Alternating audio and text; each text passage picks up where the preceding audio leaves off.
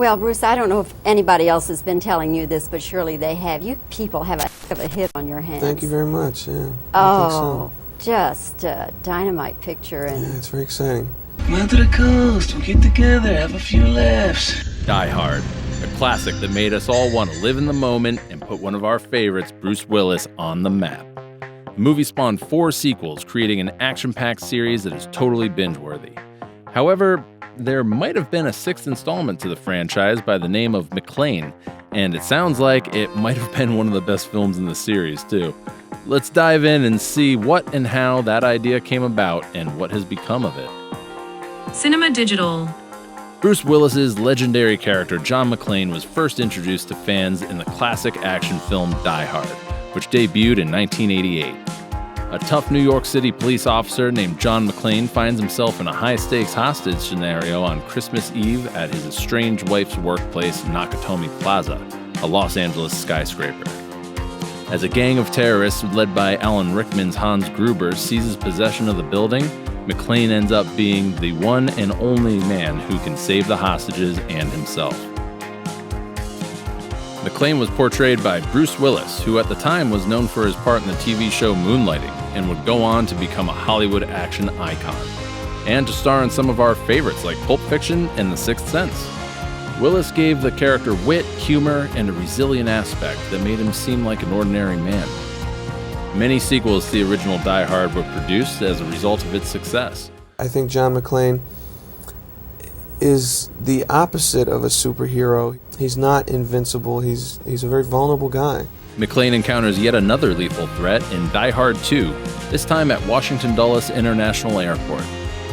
He joined forces with Samuel L. Jackson's character, a store owner named Zeus, to foil a terrorist's deadly game in New York City in 1995's Die Hard with a Vengeance. Over a decade later, the series picks back up with the 2007 film Live Free or Die Hard, where McClane fights cyber terrorists who are attacking the country's infrastructure.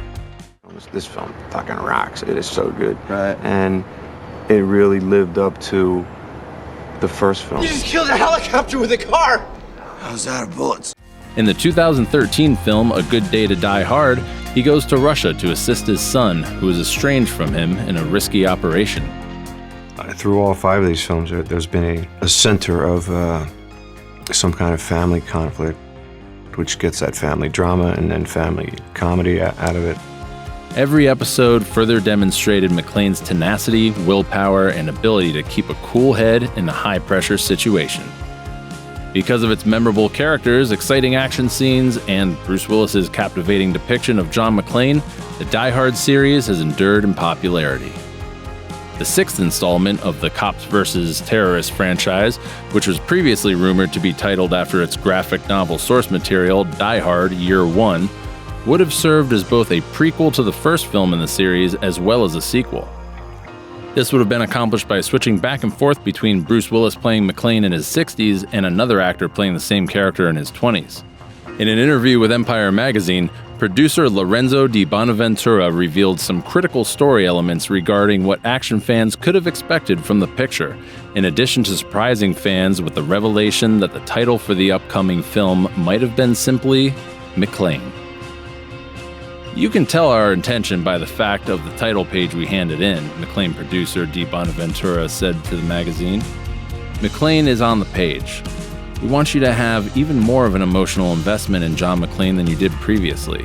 Willis is much too important to the continuation of the brand for him to take a back seat, Di Bonaventura assured fans, despite the fact that they had previously believed that most of the picture would take place in the past. I don't know how to do Die Hard without Bruce, he explained. I don't know how you do it. The notion that he plays a role in this film that is not particularly meaningful is not at all accurate. We're going to delve into John McClane's life when he was in his 20s. However, the version that is 60 years old is still very prevalent. As for the story, the 6th installment had 2 plots, one prequel and one sequel timeline, similar to the 2 timelines of The Godfather Part 2. One is the 1979 plot, which digs into McClane's past, and one is the present-day Japanese plot, which actually had a lot more going on. The story of McClane is said to start in the present day in Japan with former NYPD officer John McClane in action pursuing a criminal. McClane, who is critically injured and hospitalized, thinks back on his life while he's surrounded by his closest friends and family members.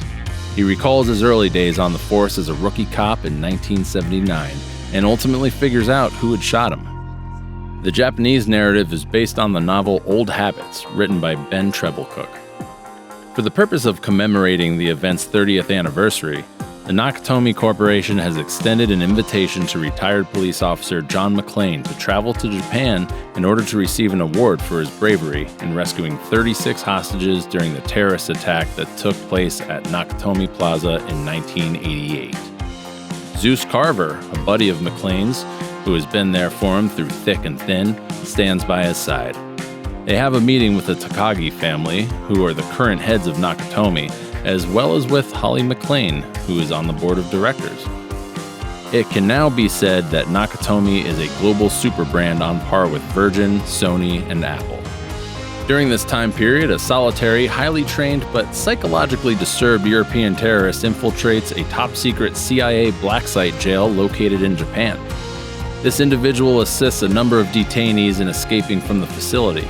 A German man in his 80s, who had been held captive for the last 30 years, is finally set free by his grandson.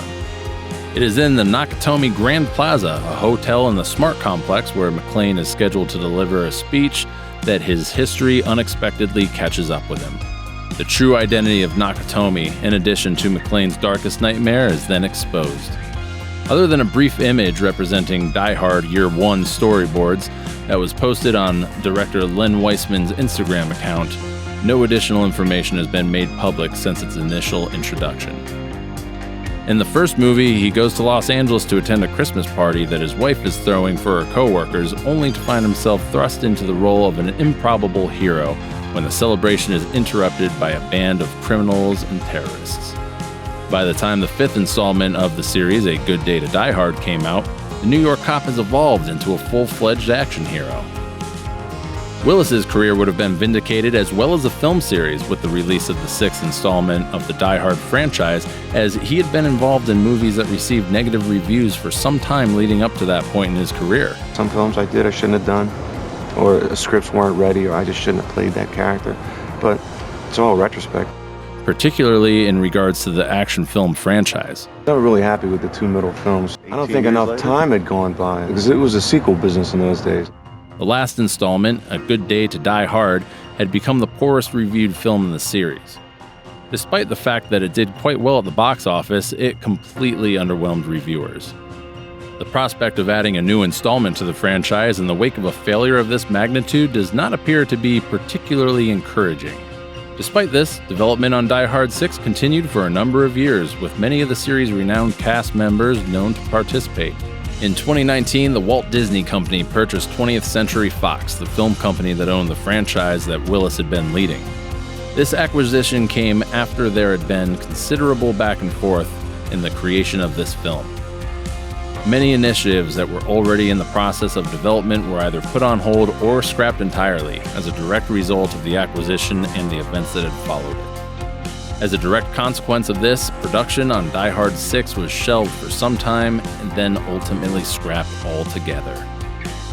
Meanwhile, the film's director, Len Wiseman, who had been slated to helm the film, has found a new home over at Lionsgate. The upcoming John Wick movie, Ballerina, is being directed by Wiseman. See our prior video linked below for more on the world of John Wick. After Wiseman's move to Lionsgate, the producer of the McClane movie, Lorenzo di Bonaventura, stated categorically that the film will not happen. Willis's family made the announcement not long after the formal cancellation of Die Hard 6 that he had been diagnosed with aphasia and later frontotemporal dementia. Both of these conditions damaged his acting abilities and led to language and cognitive problems for him. As a result of the diagnosis and the progression of his disease, Willis has decided to retire from the industry. As a result of this decision, it is highly doubtful that he would ever play John McClane in any prospective future iterations of the franchise. It is quite difficult to ignore the level of popularity that this famous action franchise has enjoyed with viewers over the years. Despite the fact that Die Hard 6 has been canceled and Willis has announced his retirement, it does not appear that this is the end of the queue for this cherished action brand. As a matter of fact, there are rumors circulating that Disney is contemplating a complete reboot of the franchise.